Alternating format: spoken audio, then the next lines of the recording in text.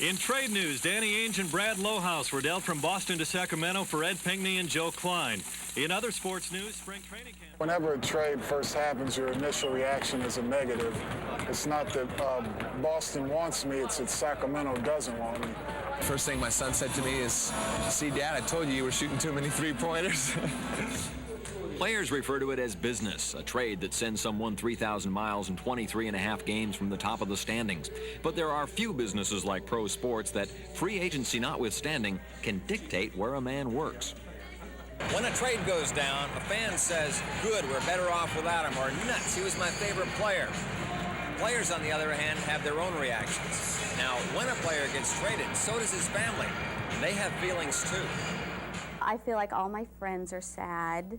I feel like my town is sad, and people call up and say, "Oh, I'm so sorry," or things like that. And we say, "Well, we're excited about it. It's going to be good. We're looking at the positive side of this." It's tough to see that positive side when a week after getting the news, you and a 17-month-old are on 3 airplanes in one day, your flights are delayed, your luggage is lost, and you're alone to ponder the uncertainty of it all.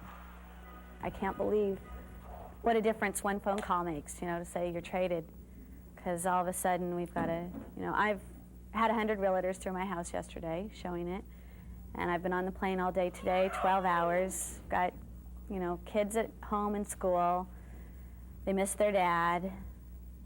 Admitting that wives have the tougher adjustment, all Danny can do is play ball, while Michelle is forced to carry it. Do you like this one?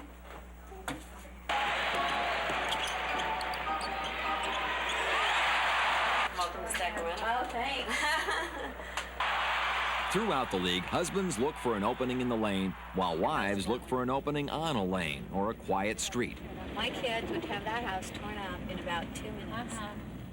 From Sacramento to Boston, everyone who's been through it has a trade story. I was traded at 10:30 in the morning, and my wife had a baby boy, Daniel Christopher, at 10:55. So it wasn't a hectic day, it was a hectic half hour. We just took the red eye from Sacramento back to Boston. I laid down for a couple hours. I put my phone back on the hook and the phone rang, and it was my attorney telling me that I was going elsewhere. So, it was quite a shock. And you had just come back from Sacramento. Yeah, so that was even more of a shock, because now I had to jump on a plane and come right back. It was my third time being traded, and that's also a disappointing fact also, that another team doesn't want you. But as the days went on, I looked at all the pluses of being a Celtic, and they certainly overweighed all the minuses. It happens every year in every sport, and in deals like this, management, by necessity, plays the heavy. We care whenever possible, but the ball club comes first. And anytime you could improve your situation, improve your ball club, improve your balance, then you have to make that tough decision. But it was a tough decision. It was not an easy thing to do.